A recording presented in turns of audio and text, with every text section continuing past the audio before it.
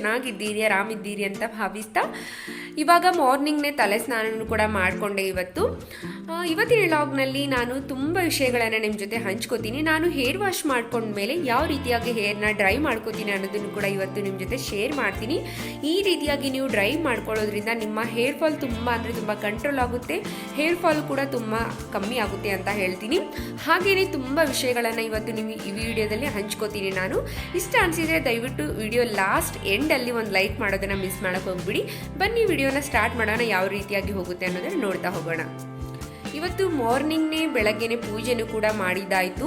ಪೂಜೆ ಅದು ಎಲ್ಲ ಮಾಡಿಬಿಟ್ಟೆ ನಾನು ಅಡುಗೆ ಮಾಡಲಿಕ್ಕೆ ನಿಂದಿರ್ತೀನಿ. ಬೆಳಗ್ಗೆ ಎದ್ದ ತಕ್ಷಣವೇ ಮಾಡೋ ಕೆಲಸ ಏನಂದರೆ ಕಸ ಗುಡಿಸ್ಬಿಟ್ಟು ಸ್ನಾನ ಮಾಡಿ ಪೂಜೆ ಮಾಡೋದು ನನ್ನ ಕೆಲಸ ಅಂತ ಹೇಳ್ಬೋದು. ನಾನು ಬೆಳಗ್ಗೆ ಎದ್ದು 7:30 ಅನ್ನೋಷ್ಟಕ್ಕೆ ಪೂಜೆದೆಲ್ಲ ಮುಗಿದ್ಬಿಟ್ಟಿರುತ್ತೆ ನಮ್ಮ ಮನೆಯಲ್ಲಿ.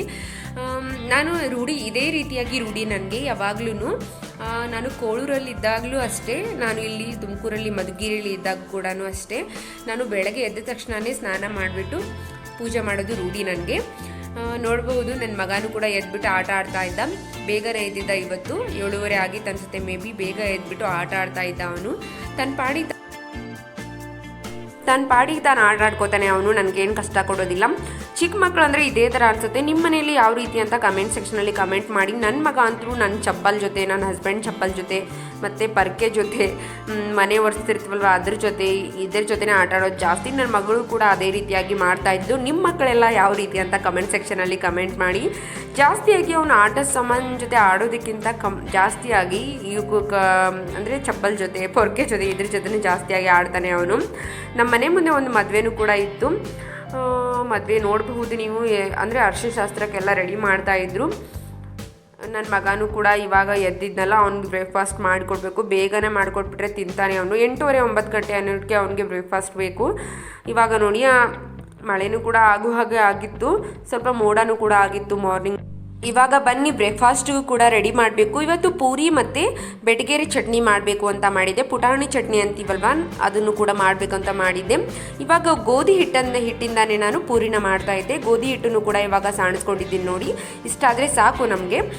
ಇವಾಗ ಇದಕ್ಕೆ ಸ್ವಲ್ಪ ಉಪ್ಪನ್ನು ಹಾಕಿಬಿಟ್ಟು ಚೆನ್ನಾಗಿ ನಾದ್ಕೋತೀನಿ. ನಾದ್ಕೊಂಡಾದ್ಮೇಲೆ ನಿಮ್ಮ ಜೊತೆ ಸಿಗ್ತೀನಿ ನಾನು. ಹಾಗೆ ಸ್ವಲ್ಪ ಉಪ್ಪು ಹಾಕಿದರೆ ಚೆನ್ನಾಗಿ ಬರುತ್ತೆ ಪೂರಿಗೆ ಟೇಸ್ಟ್ ಅಂತ ಅಷ್ಟೇ. ನೀವು ಉಪ್ಪು ಬೇಕಾದ್ರೆ ಹಾಕೋಬಹುದು, ಇಲ್ಲ ಅಂದರೆ ಬಿಡ್ಬೋದು, ಅದಕ್ಕೇನು ಪ್ರಾಬ್ಲಮ್ ಇಲ್ಲ. ಒಬ್ಬೊಬ್ಬರು ಉಪ್ಪನ್ನು ಇಷ್ಟಪಡ್ತಾರೆ, ಉಪ್ಪನ್ನು ಇಷ್ಟಪಡೋದಿಲ್ಲ, ಹಾಗೂ ಕೂಡ ಇರ್ತಾರೆ ಒಬ್ಬೊಬ್ಬರು. ನಾನು ಯಾವಾಗಲೂ ಪೂರಿಗಾಗಲಿ ಚಪಾತಿಗಾಗಲಿ ಉಪ್ಪನ್ನು ಸೇರಿಸ್ಬಿಟ್ಟೆ ಮಾಡೋದು. ನೋಡಿ ಇವಾಗ ಚೆನ್ನಾಗಿ ನಾದ್ಕೋಬೇಕು ಪೂರಿನ. ಅಂದರೆ ಸ್ವಲ್ಪ ಚಪಾತಿ ಹಿಟ್ಟು ಸ್ವಲ್ಪ ಮೆದುವಾಗಿ ನಾದ್ಕೋತೀವಿ, ಸ್ವಲ್ಪ ಅದಕ್ಕಿಂತ ಸ್ವಲ್ಪ ಗಟ್ಟಿಯಾಗಿ ನಾದ್ಕೋಬೇಕು ಹಿಟ್ಟನ್ನು. ಹಾಗಿದ್ರೆ ಪೂರಿ ಚೆನ್ನಾಗಿ ಬರುತ್ತೆ. ನೋಡಿ ಇಷ್ಟಾದರೆ ಸಾಕು, ಪೂರಿ ಚೆನ್ನಾಗಿ ಉಬ್ಬಿ ಬರುತ್ತೆ. ತೋರಿಸ್ತೀನಿ ನಾನು ಪೂರಿನೂ ಕೂಡ ಯಾವ ರೀತಿಯಾಗಿ ಬರುತ್ತೆ ಅಂತ. ಹಿಟ್ಟು ಇದು ಒಂದು 10ರಿಂದ 20 ನಿಮಿಷ ನೆನಿಬೇಕು. ಅಲ್ಲಿವರೆಗೂ ಚೆನ್ನಾಗಿ ಈ ಥರ 1-2 ಸಲ ನಾದಿಬಿಟ್ಟು ಮುಚ್ಚಿಟ್ಬಿಡಿ. ಇವಾಗ ಬೆಟಗೇರೆ ಚಟ್ನಿ ಮಾಡೋದನ್ನು ತಿಳಿಸ್ಕೊಡ್ತೀನಿ. ಬೆಟಗೇರೆ ಚಟ್ನಿ ಮಾಡೋದಕ್ಕೆ ಏನು ಬೇಡ, ಪುಟಾಣಿ ಇರ್ತಾವಲ್ಲ, ಪುಟಾಣಿನ ಗ್ರೈಂಡರಲ್ಲಿ ಕೂಡ ಗ್ರೈಂಡ್ ಮಾಡ್ಕೋಬಹುದು, ಅಂದರೆ ಮಿಕ್ಸರಲ್ಲಿ ಕೂಡ ನೀವು ಹಾಕೋಬಹುದು, ಅಥವಾ ರೆಡಿಮೇಡಾಗಿ ಪುಟಾಣಿ ಹಿಟ್ಟನ್ನು ಕೂಡ ತೊಗೋಬಹುದು. ಪುಟಾಣಿ ಹಿಟ್ಟು ಮತ್ತು ಈರುಳ್ಳಿ, ಮೆಣಸಿಕಾಯಿ, ಜೀರಿಗೆ, ಸಾಸಿವೆ, ಉಪ್ಪು ಮತ್ತು ಸಕ್ಕರೆ ಇಷ್ಟು ಇದ್ಬಿಟ್ರೆ ಸಾಕು. ಬೆಟಗೇರೆ ಚಟ್ನಿ ಕೂಡ ರೆಡಿ ಆಗಿಬಿಡುತ್ತೆ. ನಿಮಗೆ ರೆಸಿಪಿ ಬೇಕಿದ್ರೆ ನಾನು ಕಮೆಂಟ್ ಸೆಕ್ಷನಲ್ಲಿ ಕಮೆಂಟ್ ಮಾಡಬಹುದು. ನೆಕ್ಸ್ಟ್ ವಿಡಿಯೋದಲ್ಲಿ ನಾನು ತಿಳಿಸಲಿಕ್ಕೆ ಟ್ರೈ ಮಾಡ್ತೀನಿ. ನೋಡ್ಬೋದು ಬೆಟಗೇರೆ ಚಟ್ನಿ ಕೂಡ 10 ನಿಮಿಷದಲ್ಲಿ ರೆಡಿ ಆಗಿಬಿಡುತ್ತೆ. ಇವಾಗ ಪೂರಿನೂ ಕೂಡ ರೆಡಿ ಮಾಡ್ಕೋತಾ ಇದ್ದೀನಿ ನೋಡಿ. ಪೂರಿನೂ ಕೂಡ ಎಲ್ಲ ಲಟ್ಟಿಸ್ಕೊಂಡು ಇಟ್ಟಿದ್ದೀನಿ. ಅರ್ಧ ಲಟ್ಟಿಸಿದ್ದೀನಿ, ಅರ್ಧ ಹಾಗೆ ಇಟ್ಟಿದ್ದೀನಿ. ಇವಾಗ ಎಣ್ಣೆನೂ ಕೂಡ ಕಾಯಕ್ಕೆ ಇಟ್ಟಿದ್ದೀನಿ. ನೋಡ್ಬೋದು ಈ ತಟ್ಟೆನ ನಾನು ಪೂರಿ ಮಾಡಿದರೆ ಹಾಕೋದಿಕ್ಕಂತ ಇಟ್ಬಿಟ್ಟಿದ್ದೀನಿ. ಅದನ್ನು ನಾವು ರೊಟ್ಟಿ ಚಪಾತಿ ಏನೂ ಹಾಕೋದಿಲ್ಲ. ರೊಟ್ಟಿ ಚಪಾತಿ ಹಾಕೋದಕ್ಕೆ ಇನ್ನೊಂದು ತಟ್ಟೆ ಬೇರೆ ಇದೆ. ನೋಡ್ಬೋದು ಎಷ್ಟು ಚೆನ್ನಾಗಿ ಉಬ್ಬಿ ಬರುತ್ತೆ ಪೂರಿ ಅಂತ. ನಾನು ಯಾವುದೇ ರೀತಿಯಾದ ಸೋಡಾ ಆಗಲಿ ಏನೂ ಹಾಕಿಲ್ಲ. ಇದು ಪ್ಯೂರ್ ಆಗಿ ನಾನು ಗೋಧಿ ಹಿಟ್ಟಲ್ಲೇ ಮಾಡ್ತಿರೋದು. ಮೈದಾ ಹಿಟ್ಟ ಸ್ವಲ್ಪನೂ ಕೂಡ ಸೇರಿಸಿಲ್ಲ ನಾನು. ತುಂಬ ಚೆನ್ನಾಗಿ ಬರುತ್ತೆ ಅಂತ ಹೇಳ್ಬೋದು.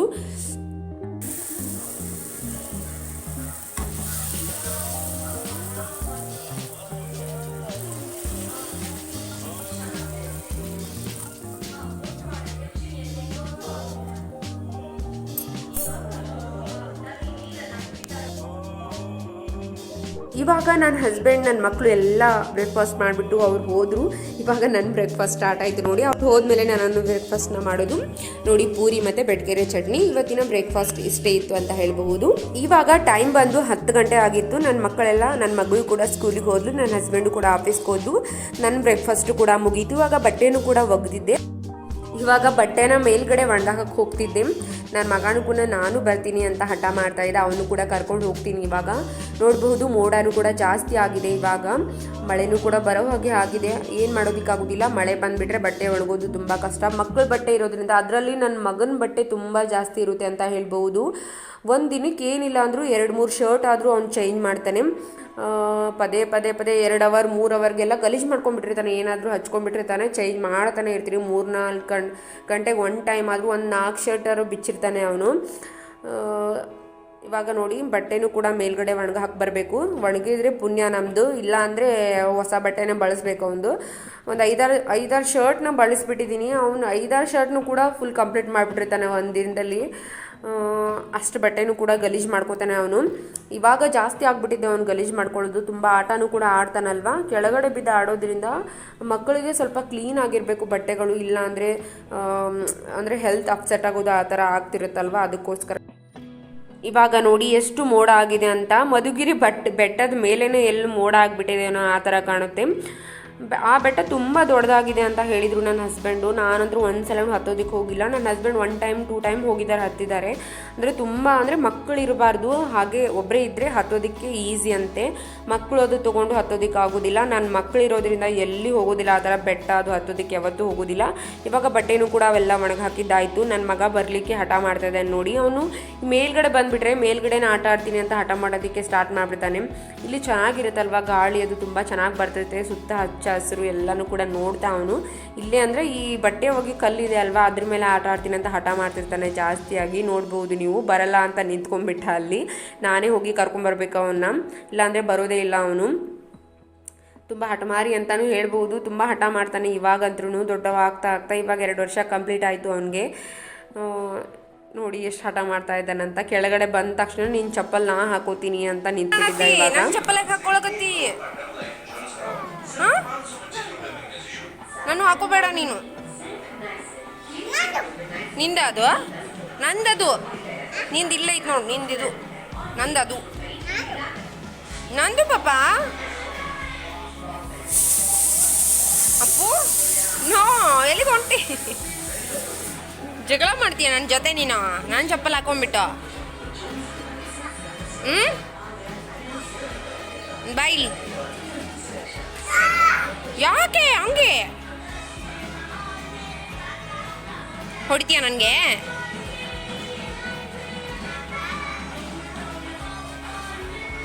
ಹಿಂಗೆ ನೋಡಿ ಇವನು ನನ್ನ ಚಪ್ಪಲ್ ಹಾಕೊಂಡ್ಬಿಟ್ಟು ಸೋಗ್ ಮಾಡ್ತಾನೆ, ದಿಮಾಕ್ ಮಾಡ್ತಾನೆ. ಕೊಬ್ಬು ಇವನಿಗೆ, ಕೊಬ್ಬು. ಬಿದ್ದೋದಾ? ಸಾರಿ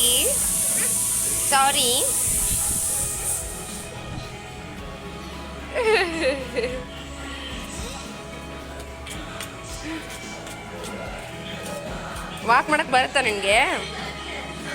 ವಾಕ್ ಮಾಡಕ್ಕೆ ಬರುತ್ತಾ ನಾನು ಚಪ್ಪಲ್ ಹಾಕೊಂಡ್ಬಿಟ್ಟು? ಎಲ್ಲಿಗೆ ಹೋಗ್ತಿ? ಆ ಕಡೆ ಹೋಗ್ಬೇಡ, ಬೀಳ್ತಿ. ನೋ ನೋ ನೋ ನೋ ಪಾಪ, ಬಾಗಿಲಿ. ಅವನ ಆಟ ಎಲ್ಲ ಆಡಿದ್ದಾಯಿತು ನೋಡ್ಬೋದು. ಇವಾಗ ಸುಸ್ತಾಗಿಬಿಟ್ಟಿದ್ದ ತುಂಬ. ಸ್ವಲ್ಪ ಊಟನೂ ಕೂಡ ಮಾಡಿಸಿದೆ. ಹಾಗೆ ತೊಡೆ ಮೇಲೇನೂ ಕೂಡ ಮಲ್ಕೊಂಡ್ಬಿಟ್ಟಿದ್ದ ಅವನು. ನನ್ನ ಮಗ ಹೀಗೆ ನೋಡಿ, ಎಲ್ಲಿ ನಿದ್ದೆ ಬರುತ್ತೆ ಅಲ್ಲೇ ಮಲ್ಕೊಂಡ್ಬಿಡ್ತಾನೆ. ಊಟ ಅದು ಚೆನ್ನಾಗಿ ಮಾಡಿಸ್ಬಿಟ್ರೆ ಸಾಕು. ಅವನು 2 ಗಂಟೆ 3 ಗಂಟೆ ಮಲ್ಕೊಂಡ್ಬಿಡ್ತಾನೆ. ಚೆನ್ನಾಗಿ ನಿದ್ದೆ ಮಾಡ್ತಾನೆ. ಅದೇ ದೊಡ್ಡ ಖುಷಿ ಅಂತ ಹೇಳ್ಬೋದು. ಚಿಕ್ಕ ಮಕ್ಕಳು ಮಲಗಿದಾಗ ಎಷ್ಟು ಮುದ್ದಾಗಿ ಕಾಣ್ತಾರಲ್ವ, ಅದು ನೋಡೋದು ತುಂಬ ಖುಷಿ ಅಂತ ಹೇಳ್ಬೋದು. ಅದರಲ್ಲಿ ತಾಯಂದ್ರಿಗಂತೂ ತುಂಬ ಖುಷಿ ಅನಿಸುತ್ತೆ. ಇವಾಗ ನನ್ನ ಮಗಳಿಗೂ ಕೂಡ ಡ್ರೆಸ್ನು ಕೂಡ ಕೊಟ್ಟಿದ್ದರು ಅವರು. ಡ್ರೆಸ್ಸು ಇವಾಗ ಡ್ರೆಸ್ ಕೊಡೋದ್ರ ಜೊತೆ ಸ್ವಲ್ಪ ಸೂಚನೆನೂ ಕೂಡ ಕೊಟ್ಟಿದ್ದರು. ಏನೇನು ಕೊಟ್ಟು ಕಳಿಸ್ಬೇಕು, ಏನೇನು ಹಾಕಬೇಕು, ಏನು ಮಕ್ಕಳಿಗೆ ಫುಡ್ ಏನು ಯಾವ ಥರ ಕೊಡಬೇಕು, ಬೆಳಗ್ಗೆ ಎಷ್ಟು ಗಂಟೆಗೆ ಕಳಿಸ್ಬೇಕು, ಎಲ್ಲನೂ ಕೂಡ ಡೀಟೇಲಾಗಿ ಕೊಟ್ಬಿಟ್ಟಿದ್ರು ಅವರು. ಕನ್ನಡದಲ್ಲಿ ಕೊಟ್ಟಿದ್ದರು, ಇಂಗ್ಲೀಷ್ನಲ್ಲೂ ಕೂಡ ಕೊಟ್ಟಿದ್ದರು. ನೀವು ಯಾವುದರಲ್ಲಿ ಬೇಕಾ ಅಂಡರ್ಸ್ಟ್ಯಾಂಡ್ ಆಗುತ್ತೋ ಅದರಲ್ಲಿ ಓದ್ಕೋಬಹುದು ಅಂತ. ಈ ಥರ ಕೆಲವೊಂದು ಸ್ಕೂಲಲ್ಲಿ ಕೊಡ್ತಾರೆ, ಕೆಲವೊಂದು ಸ್ಕೂಲಲ್ಲಿ ಕೊಡೋದಿಲ್ಲ. ಆದರೆ ಈ ಥರ ಕೊಟ್ಟರೆ ಅಂದರೆ ಪೇರೆಂಟ್ಸಿಗೆ ಕೂಡ ಗೊತ್ತಾಗುತ್ತೆ ಯಾವ ರೀತಿಯಾಗಿ ಮಕ್ಕಳನ್ನ ಕಳಿಸ್ಬೇಕು, ಏನೆಲ್ಲ ಕಳಿಸ್ಬೇಕು ಅಂತ. ಇವರೆಲ್ಲ ಡೀಟೇಲಾಗಿ ಕೊಟ್ಬಿಡ್ತಾರೆ. ಒಂದು ಜೊತೆ ಬಟ್ಟೆನೂ ಕೂಡ ಕೊಟ್ಟಿದ್ರು. ಅಂದರೆ LKG ಅವಳಿಗೆ 2 ಜೊತೆ, ಅಂದರೆ 2 ಜೊತೆ ಶರ್ಟು ಮತ್ತು 1 ಜೊತೆ ಸ್ಕರ್ಟು ಮತ್ತು ಒಂದು ವೈಟು ಒಂದು ಬ್ಲೂ ಪ್ಯಾಂಟ್ ಕೂಡ ಕೊಟ್ಟಿದ್ದರು. ಅದು ಇರೋದ್ರಿಂದ ಈ ಸಲ ಅಷ್ಟೇ 1 ಸೆಟ್ ಅಷ್ಟೇ ಕೊಟ್ಟಿದ್ದಾರೆ ಅವರು. ಅದು ಹೋದ ವರ್ಷದ ಇನ್ನೂ ಇತ್ತಲ್ವ, ಅದಕ್ಕೋಸ್ಕರ ಒಂದೇ ಸೆಟ್ಟು ಕೊಟ್ಟಿದ್ದಾರೆ ಈ ಥರ ಯೆಲ್ಲೋ ಬ್ಲೂ ಅವಳ school dress. Orchids free school ನೋಡಿ ಅವಳದು. ಅಂದರೆ ಅಲ್ಲಿ free nursery LKG UKG 4 class ಇರೋದು. ಇವಾಗ ನೋಡಿ ಮಧ್ಯಾಹ್ನದ ಊಟಕ್ಕೋಸ್ಕರ ಎಲ್ಲ ಥರ ಕಾಳುಗಳನ್ನು ಹಾಕಿ ಸಾಂಬಾರನ್ನ ಮಾಡ್ಕೊಂಡಿದ್ರಾಯ್ತು ಅಂತ ಸಾಂಬಾರನ್ನು ಕೂಡ ಮಾಡಲಿಕ್ಕೆ ಇಡ್ತಾ ಇದ್ದೀನಿ ನೋಡಿ. ಎಲ್ಲ ಕಾಳುಗಳನ್ನು ಕೂಡ ತೊಳ್ಕೊಂಡಿದ್ದೀನಿ. ಹೆಸರು ಕಾಳು, ಹೆಸರು ಬೇಳೆ ಆಗಿರ್ಬೋದು, ಕಡಲೆಕಾಳು ಮತ್ತು ತೊಗರಿ ಬೇಳೆ ಎಲ್ಲನೂ ಕೂಡ ಹಾಕಿಬಿಟ್ಟು ಒಂದು 4ರಿಂದ 8 ಎಸಳಷ್ಟು ಬೆಳ್ಳುಳ್ಳಿ ಮತ್ತು 1 ಟೊಮೆಟೊನ ಕಟ್ ಮಾಡಿಬಿಟ್ಟು ಹಾಕಿ ಇವಾಗ 2ರಿಂದ 3 ವಿಶಿಲಷ್ಟು ಕೂಗಿಸ್ಕೊತೀನಿ. ಚೆನ್ನಾಗಿ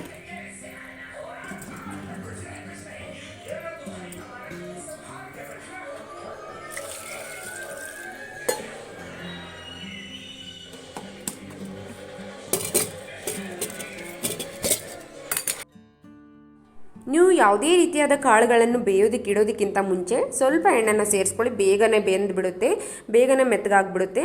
ಇವಾಗ ನೋಡಿ ಎಲ್ಲ ಕಾಳನ್ನು ಹಾಕಿಬಿಟ್ಟು ಸ್ವಲ್ಪ ಎಣ್ಣೆನ ಹಾಕಿಬಿಟ್ಟು ಬೇಯೋದಕ್ಕೆ ಇಟ್ಕೋತೀನಿ. ಒಂದು 3 ವಿಶಿಲ್ ಬಂದುಬಿಟ್ರೆ ಸಾಕು. ಚೆನ್ನಾಗಿ ಬೇಳೆ ಆಗಿರ್ಬೋದು, ಹೆಸರು ಕಾಳು ಆಗಿರ್ಬೋದು ಚೆನ್ನಾಗಿ ಬೇಯುತ್ತೆ. ಈ ಕಡೆ ಸೈಡ್ ಬೈ ಸೈಡ್ ಪಾತ್ರೆಗಳನ್ನೆಲ್ಲ ತೊಳ್ಕೊಂಡ್ಬಿಟ್ಟಿದ್ದೆ ನಾನು. ಒಂದು ಕೆಲಸ ಮಾಡುವಷ್ಟರಲ್ಲಿ ಇನ್ನೊಂದು ಕೆಲಸನ ಮುಗಿಸ್ಕೊಂಡ್ಬಿಡ್ತೀನಿ ನಾನು.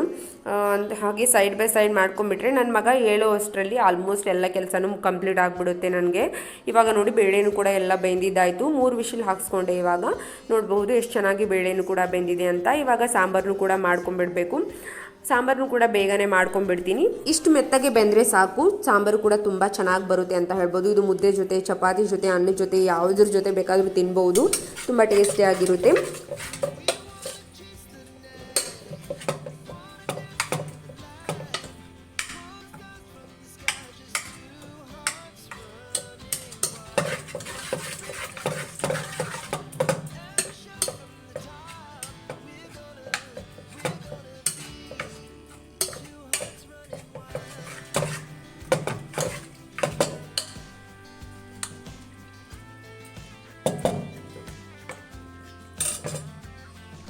ಈ ಕಡೆ ಸಾಂಬಾರ್ಗೂ ಕೂಡ ಒಗ್ಗರಣೆನ ಹಾಕುತ್ತಾ ಇದ್ದೀನಿ ನೋಡಿ. ಇವಾಗ ಸಾಂಬಾರು ಏನು ಸಿಂಪಲ್ ಆಗಿ ಮಾಡಿಕೊಂಡೆ ಅಷ್ಟೇ, ಏನು ಶೇರ್ ಮಾಡೋದಕ್ಕೆ ಹೋಗಲಿಲ್ಲ ರೆಸಿಪಿನ. ನಿಮಗೆ ಬೇಕಂದರೆ ನೀವು ಕೇಳ್ಬೋದು ಕಮೆಂಟ್ ಸೆಕ್ಷನಲ್ಲಿ, ನಾನು ತಿಳಿಸ್ಲಿಕ್ಕೆ ಟ್ರೈ ಮಾಡ್ತೀನಿ. ಇವಾಗ ಸಾಂಬಾರು ಕೂಡ ರೆಡಿ ಆಗ್ತಾ ಇದೆ.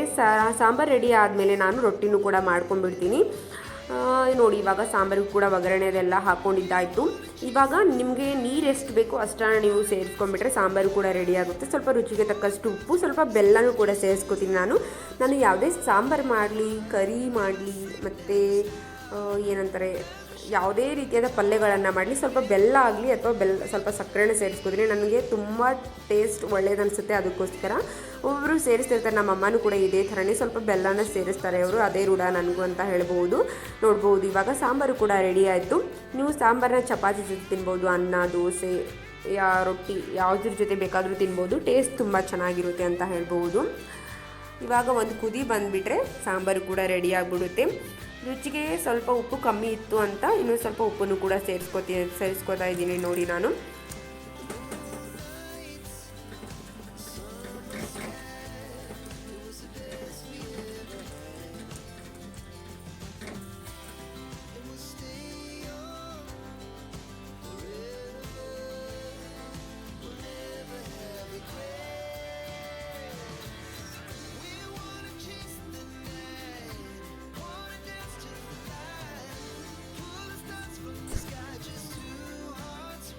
ಈ ಕಡೆ ರೊಟ್ಟಿನೂ ಕೂಡ ಮಾಡ್ಕೋತಾ ಇದ್ದೀನಿ, ನೋಡಬಹುದು ನೀವು.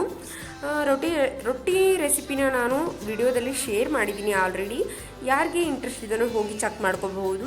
ಉತ್ತರ ಕರ್ನಾಟಕದ ಜೋಳದ ರೊಟ್ಟಿನ ಸಿಂಪಲ್ಲಾಗಿ ಯಾವ ರೀತಿಯಾಗಿ ಮಾಡ್ಕೋಬಹುದು ಅನ್ನೋದನ್ನ ಸಿಂಪಲ್ಲಾಗಿ ತಿಳಿಸ್ಕೊಟ್ಟಿದ್ದೀನಿ. ಇಷ್ಟ ಅನಿಸಿದ್ರೆ ಆ ವಿಡಿಯೋನು ಕೂಡ ದಯವಿಟ್ಟು ನೋಡಿ. ಇವಾಗ ರೊಟ್ಟಿನೂ ಕೂಡ ಮಧ್ಯಾಹ್ನದ ಊಟಕ್ಕೋಸ್ಕರ ಮಾಡ್ಕೋತಾ ಇದ್ದೀನಿ.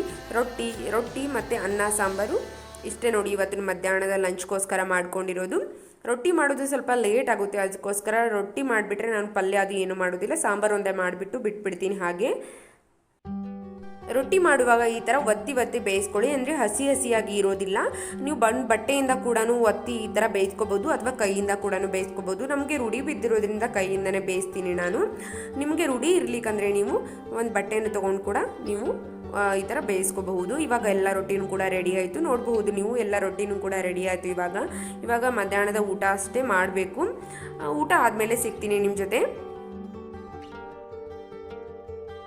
ಇವಾಗ ಊಟ ಅದು ಎಲ್ಲ ಮಾಡಿದ್ದಾಯಿತು. ಊಟ ಅದು ಮಾಡಿದ ಆದಮೇಲೆ ನಾನು ಹೇರ್ನ ಡ್ರೈ ಮಾಡ್ಕೋತಾ ಇದ್ದೆ. ಅಂದರೆ ಸ್ವಲ್ಪ ಬೆಳಗ್ಗೆನೂ ಕೂಡ ಒಣಗಿಸ್ಕೊಂಡಿದ್ದೆ, ಇನ್ನೂ ಸ್ವಲ್ಪ ಹಸಿ ಇದ್ವು. ನಾನು ಯಾವಾಗಲೂ ಕೂದಲನ್ನು ಯಾವ ರೀತಿಯಾಗಿ ಡ್ರೈ ಮಾಡ್ಕೋತೀನಿ ಅಂದರೆ ಡ್ರೈಯರ್ನ ಯಾವತ್ತೂ ಯೂಸ್ ಮಾಡೋದಿಲ್ಲ ನಾನು. ಆದಷ್ಟು ನಾನು ಈ ಥರ ಬಿಸಿಲಿಗೆ ಒಣಗಿಸ್ಕೊಳ್ಳೋಕ್ಕೆ ಟ್ರೈ ಮಾಡ್ತೀನಿ. ನೋಡಬಹುದು ನನ್ನ ಕೂದಲು ಎಷ್ಟು ಉದ್ದ ಇದೆ ಅಂತ, ಆಲ್ಮೋಸ್ಟ್ ನೆಲಕ್ಕೆ ಬಡಿಯುತ್ತೆ ನನ್ನ ಕೂದಲು, ಅಷ್ಟು ಉದ್ದವಾಗಿದೆ. ಇಷ್ಟು ಉದ್ದವಾಗಿರೋ ಕೂದಲನ್ನು ನಾನು ಯಾವತ್ತೂ ಡ್ರೈಯರಿಂದ ಯೂಸ್ ಮಾಡಿಲ್ಲ, ಅದಕ್ಕೋಸ್ಕರ ನನ್ನ ಕೂದಲು ಇಷ್ಟು ಉದ್ದವಾಗಿ ಬೆಳೀತಾ ಇದೆ ಅಂತಲೂ ಹೇಳ್ಬೋದು. ನಾನು ಯಾವುದೇ ರೀತಿಯಾದ ಹೀಟ್ ಪ್ರಾಡಕ್ಟ್ಗಳನ್ನು ಯೂಸ್ ಮಾಡೋದಿಲ್ಲ, ಆದಷ್ಟು ಹೀಟ್ ಫ್ರೀ ಇರಲಿಕ್ಕೆ ಟ್ರೈ ಮಾಡ್ತೀನಿ ನನ್ನ ಕೂದಲಿಗೆ ನಾನು. ನಾವು ಹೀಟನ್ನು ನಾನು ಸ್ಟ್ರೇಟ್ನರ್ಗಳನ್ನು ಯೂಸ್ ಮಾಡೋದಿಲ್ಲ. ಸ್ಟ್ರೇಟ್ನರ್ ಇದೆ ಮತ್ತು ಡ್ರೈಯರು ಕೂಡ ತೊಗೊಂಡಿದ್ದೀನಿ. ಚಳಿಗಾಲದಲ್ಲಿ ಬೇಕಾದರೆ ಅಂತ ಯೂಸ್ ಮಾಡಿದ್ರಾಯ್ತು ಅಂತ ಯಾವತ್ತೂ ಕೂಡ ಯೂಸ್ ಮಾಡಿಲ್ಲ. ನನ್ನ ಮಗಳಿಗೆ ಯೂಸ್ ಮಾಡ್ತೀನಿ ಯಾವಾಗಾದರೂ, ಅವಳಿಗೆ ಅರ್ಜೆಂಟ್ ಇತ್ತು ಸ್ಕೂಲ್ಗೆ ಅಂದರೆ ಅಷ್ಟೇ ಅವಳಿಗೆ ಯೂಸ್ ಮಾಡಿರ್ತೀನಿ. ನನಗೂ ಕೂಡ ಯಾವಾಗಾದರೂ ಅರ್ಜೆಂಟ್ ಇತ್ತಂದರೆ ಅಷ್ಟೇ ಯೂಸ್ ಮಾಡಿರ್ತೀನಿ ನಾನು ಫ್ರೀ ಇದ್ದಾಗೆಲ್ಲ ಇದೇ ರೀತಿಯಾಗಿ ಬಿಸಿಲಿಗೆ ಒಣಗಿಸ್ಕೊಳ್ಳೋದು, ಜಾಸ್ತಿಯಾಗಿ ಪ್ರೆಷರ್ ಹಾಕೋದಿಲ್ಲ ಅದ್ರ ಮೇಲೆ, ಕೂದಲ ಮೇಲೆ ತಾನಾಗಿ ಒಣಗ್ಕೊಳ್ಳೋಕ್ಕೆ ಬಿಟ್ಬಿಡ್ತೀನಿ ನಾನು. ಜಾಸ್ತಿ ಈ ಥರ ಬಟ್ಟೆಯಿಂದ ರಫ್ ಆಗಿ ಒರೆಸ್ಕೊಳ್ಳೋದಾಗಿರ್ಬೋದು, ಆ ಥರ ಕೂದಲಿಂದ ಒಬ್ಬೊಬ್ರು ಹಿಂಗೆ ರಫ್ ಅಂತ ಬಡ್ಕೋತಿರ್ತಾರೆ ನೋಡಿ, ಆ ಥರ ಎಲ್ಲ ಬಡಿಯೋದಾಗಿರ್ಬೋದು. ನಾನು ಆ ಥರ ಎಲ್ಲ ಏನೂ ಮಾಡೋದಿಲ್ಲ. ಆಲ್ಮೋಸ್ಟ್ ಅದು ಚೆನ್ನಾಗಿ ತನ್ನಿಂದ ತಾನೇ ಡ್ರೈ ಆಗಲಿಕ್ಕೆ ಈ ಥರ ಬಿಟ್ಬಿಡ್ತೀನಿ ನಾನು. ಅದರಿಂದ ನನ್ನ ಕೂದಲು ತುಂಬ ಹೇರ್ ಫಾಲ್ನೂ ಕೂಡ ಕಮ್ಮಿ ಆಗುತ್ತೆ, ಹೇರ್ ಫಾಲ್ ಕಂಟ್ರೋಲ್ನೂ ಕೂಡ ಮಾಡುತ್ತೆ ಅಂತ ಹೇಳ್ಬೋದು. ಈ ಟಿಪ್ಗಳನ್ನು ನೀವು ಫಾಲೋ ಮಾಡಿ, ನಿಮ್ಮ ಕೂದಲು ಕೂಡ ಉದುರೋದಿಲ್ಲ, ಚೆನ್ನಾಗಿ ಉದ್ದವಾಗಿ ಬರಲಿಕ್ಕೆ ಕೂಡ ಸ್ಟಾರ್ಟ್ ಆಗುತ್ತೆ. ಇವತ್ತಿನ ವಿಡಿಯೋ ಇಷ್ಟ ಇರುತ್ತೆ. ಇಷ್ಟ ಅನಿಸಿದ್ರೆ ದಯವಿಟ್ಟು ಒಂದು ಲೈಕ್ ಮಾಡೋದನ್ನ ಮಿಸ್ ಮಾಡೋಕ್ಕೆ ಹೋಗಬೇಡಿ. ಇದೇ ರೀತಿಯಾಗಿ ಸಪೋರ್ಟ್ ಮಾಡಿ ಅಂತ ಹೇಳ್ತೀನಿ. ಥ್ಯಾಂಕ್ ಯು, ಧನ್ಯವಾದಗಳು. ನಿಮ್ಮ ಸಪೋರ್ಟ್ ಇದೇ ರೀತಿಯಾಗಿ ಇರಲಿ ಅಂತ ಭಾವಿಸ್ತೀನಿ.